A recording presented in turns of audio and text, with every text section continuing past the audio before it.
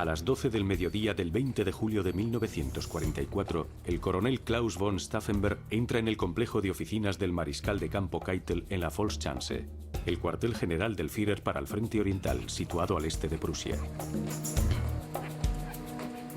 Tiene programado reunirse con Hitler para informarle sobre la disposición del Ejército Nacional.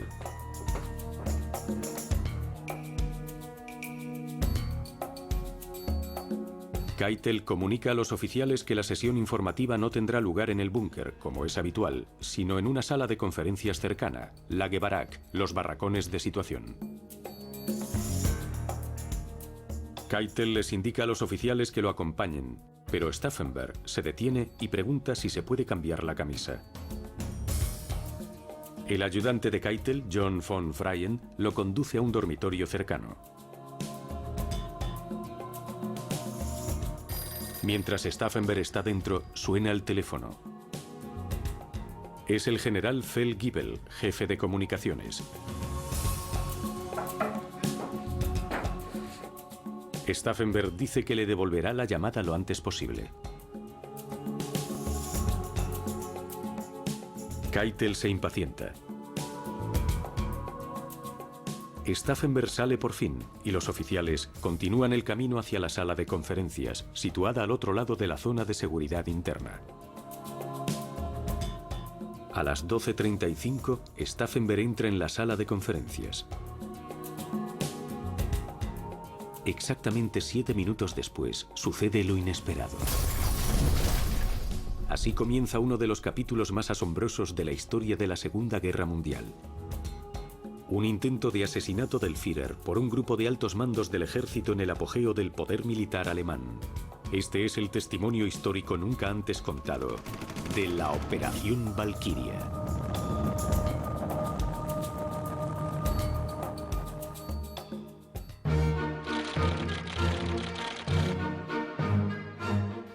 El plan Valkyria era un plan alemán oficial para utilizar en caso de que se produjese una revuelta masiva interna en Alemania.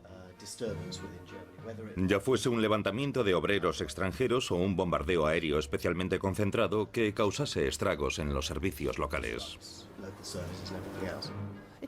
En 1944, Alemania contaba con 7,5 millones de trabajadores extranjeros, y a los alemanes les preocupaba que pudiesen producirse disturbios civiles. El plan, cuyo lema era Valkyria, era un plan de contingencia en caso de levantamiento de los obreros extranjeros obligados a trabajar en Alemania. En casi todos los sectores había muchos de estos trabajadores. En caso de que esta revuelta se produjese, sería sofocada por el plan Valkyria. Todos los cuerpos estaban preparados para esta emergencia.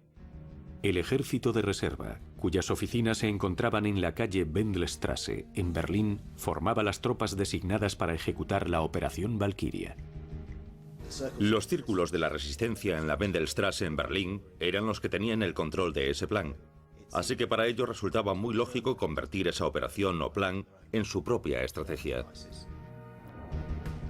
En Berlín también había un joven oficial del Estado Mayor del Alto Mando alemán, llamado Klaus Schenk, conde von Stauffenberg.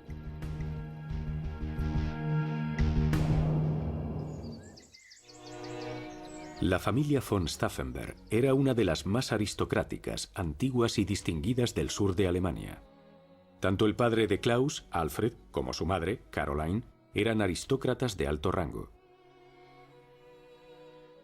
Caroline ya le había dado a su marido 2 hijos, los gemelos Berthold y Alexander.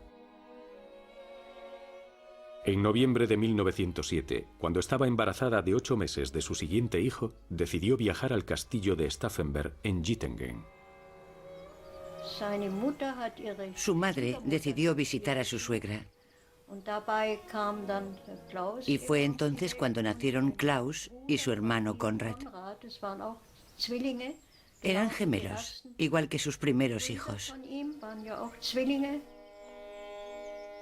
Konrad murió poco después de nacer, pero Klaus sobrevivió. Durante los 10 años siguientes, los 3 hijos de la pareja se criaron con todas las comodidades y privilegios de la nobleza alemana, en la época del Kaiser Guillermo II. La casa de Lautlingen, situada a unos 80 kilómetros al sur de Stuttgart, fue el lugar donde Klaus creció y luego vivió con su familia.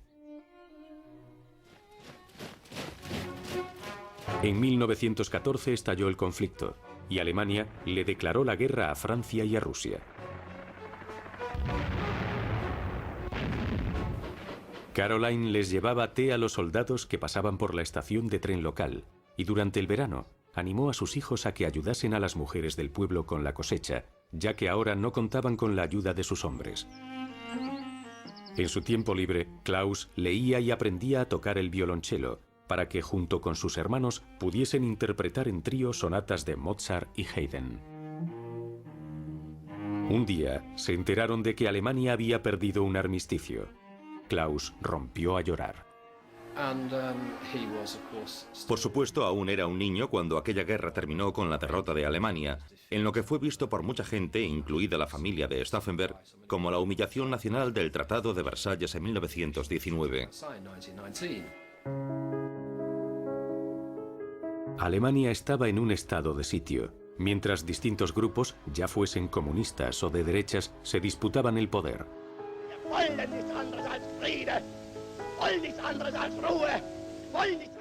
Aquella confusión preparó el terreno para la instauración de la dictadura de Adolf Hitler. La agitación política de aquellos años produjo una gran impresión en Klaus. Se propuso convertirse en oficial, ya que creía que el cuerpo de oficiales siempre había sido una poderosa fuerza estabilizadora en la vida alemana. En 1926 se unió al regimiento ligado por tradición a la familia, el 17º Regimiento de Caballería en Bamberg. Klaus se había convertido en un joven alto e increíblemente apuesto, con un deslumbrante cabello negro, pómulos prominentes, mandíbula firme y ojos soñadores y románticos. Era una persona impresionante. Siempre tuvo carisma y era muy afectuoso y muy abierto con cualquier persona que pudiese conocer. Como católico devoto que era, se aseguraba de ir a misa todos los domingos. Durante un tiempo estuvo destinado en Bamberg, en el 17º Regimiento de Caballería. Y no muy lejos de Bamberg estaba la hacienda de mi abuelo. En esa época siempre me invitaban al baile de invierno del regimiento en Bamberg.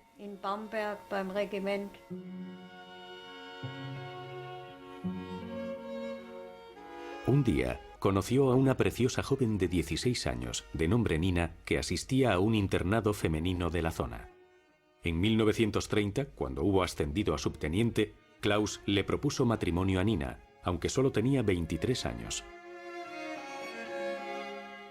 El 26 de septiembre de 1933, 8 meses después de que Hitler se alzase como canciller, Nina y Klaus contrajeron matrimonio en la iglesia de St. James en Bamberg. Klaus se casó de uniforme y con el casco de acero. Casarse es un acto de servicio, le explicó a Nina.